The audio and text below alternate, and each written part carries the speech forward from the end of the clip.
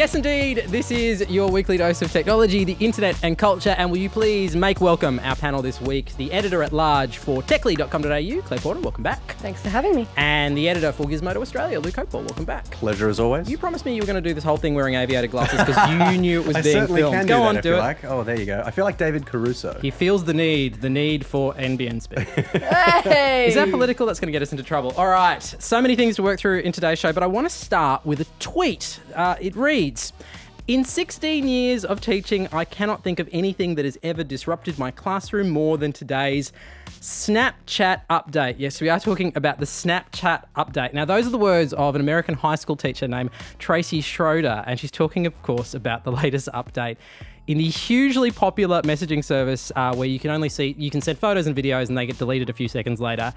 Very keen to know if you have downloaded the new Snapchat update. If you're listening on the radio or you're listening on the podcast, tweet us. The hashtag is download this show. If you happen to be watching on YouTube or listening on SoundCloud, leave a comment below. I want to know, have you used the new Snapchat? Do you reckon it is the most distracting thing ever? Because that, Luke Hopewell, is what they're saying. They're saying it's hugely, hugely distracting. But why? What is it they've changed? What they've added is basically tried to make themselves a fully featured messaging service. It's not just sending pictures of your private parts to people and having them deleted after a few seconds now. Because that was such a limited thing to do. That's a business case. Yeah. What you find is now that they've actually added a swipe left function. So you swipe left on the normal camera feature, and what you've got is a messaging service. You can text people.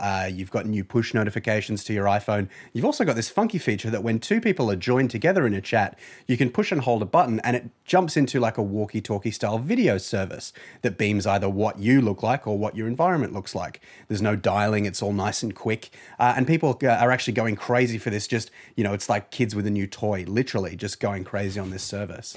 I have to say, we were trying it just before we went on air. And I think, okay, one of the issues with video chat in the past, so FaceTime, and video Skype on a mobile, is that it's kind of an involved process, Claire. But one of the things that's really striking about this is very, very, very simple. It's like they've removed all of the barriers. You see that somebody else is online and suddenly there's just a video that's coming at you.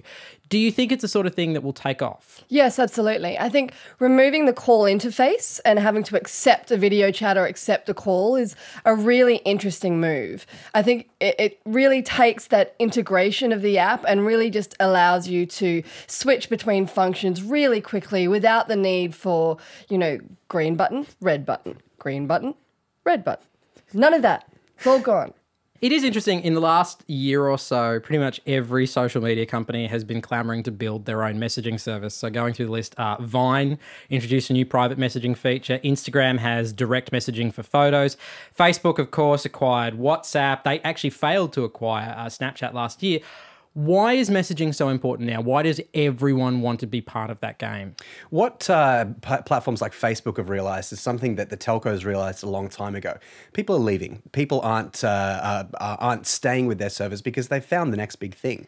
They found where their friends are. They found somewhere to go and talk. So what they've realized now is that Facebook in particular actually has to develop something for people to leave too. So for example, if you have a look at Instagram, for example, they acquired Instagram and said that they noticed the trend that people are leaving to this platform, so we'll simply just acquire it and we'll make sure just to move the goalposts to make sure they never leave our pleasant little field of operating sphere.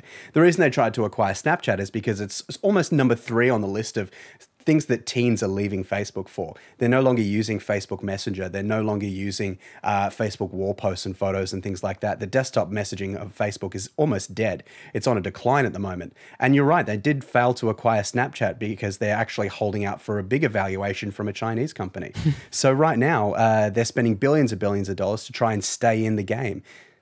In terms of people leaving as well, teens and people our age are leaving Facebook, but adults are leaving traditional messaging services as well. And I think as things move towards IPTV and IP-operated everything, whether that's electricity or text messaging, people are no longer just using their native apps that come with their phone. And more often than not, they're going to try and use a messaging service that's free, that doesn't eat into their bill and may not even eat into their data. So something like Snapchat or WhatsApp that allows people more option in terms of getting value for money, I think this new Snapchat integration is really offering that. The initial offering of Snapchat, and I guess the enduring offering of Snapchat, was that it was ephemeral, that nothing lasted. And there's been stories about how you can obviously hack Snapchat and get photos out and whatnot, and that exists. But the central offering is the fact that it doesn't last, it disappears. Why is that so popular? Why is that notion of there not being a trail? Ignoring, you know, the sexting opportunities. It's obviously got an appeal beyond just sending pictures of your bits. The NSA, your boss, your mum, your grandparents. There are so many different people you want to be able to hide your activity from. And I think something that offers you ubiquity and ephemeralness at the same time, ephemera, if that's a word. One of those. That's incredibly attractive, particularly as we know more and more of our behavior is being tracked and there's less and less that we can do about it. So an app where it's natural and native for things to just disappear into the ether, never to be found again, that's obviously quite appealing. It's very simple. They made this very compelling because people are very naturally bitchy. So what you can actually do is capitalize on this bitchiness and say, wouldn't it be nice for you to bitch in peace? You know, gone are the days where we accidentally hit reply all on our email and say that somebody looks really rubbish in what they're wearing today, or this person has bad BO. You can take a photo, you can send a text, and now you can even shoot a video over that instantly self-destructs. So there's no evidence that you're a horrible human being. I think it's possible you just came up with the best possible tagline for Snapchat. Snapchat, bitch in peace. One of the things the creators of the new Snapchat video said was that they felt like video chat, as it currently exists on mobile, was lacking a sense of presence, where you'd see somebody comment and they're not necessarily online. And one of the things they really capitalised on is you can't actually video chat with somebody unless they are absolutely available to video chat, and it connects a sense of presence. Why do you think that's valuable? Why do you think they nailed down into that as a concept, as something that people really want? It actually makes you feel. When you see that someone's jumped into your chat window or somebody's typing, it sends you a very sophisticated push notification or just displays it on the screen. They've actually gone beyond that now and put a little blue icon as the send bar, rather than have your normal sort of little boring piece of text that says send. It becomes two blue circles which become interlinked. It's very pretty. It makes you feel good when you look at it. But it also makes you feel good by knowing that someone's on the other end. Someone's listening. You know, the worst thing is there's so many memes on the internet of, you know, you're talking to someone someone who you might like, someone you've got a crush on, ask them out on the date, and then the messages stop. I know you're there. I can see you texting. That's the thing about Snapchat, is that is now eliminated. You can see someone on the other end, and it's sort of bringing a personality and a human connection back to technology and sending penis photos back and forth. I'm going to leave the penis thing alone because I feel like we've touched on that one. Poor choice of words. Enough. Phrasing. Phrasing. One for the Archer fans there. One of the things you brought up there that I think is really interesting is the fact that you can, a very common feature now, which is where you can see when somebody is typing back to you. And you can see when somebody else has seen the thing that you sent them. Am I the only one that finds that wildly, wildly frustrating? Because sometimes you see something, you don't want to respond to it immediately, and then you feel kind of guilted because you haven't immediately responded.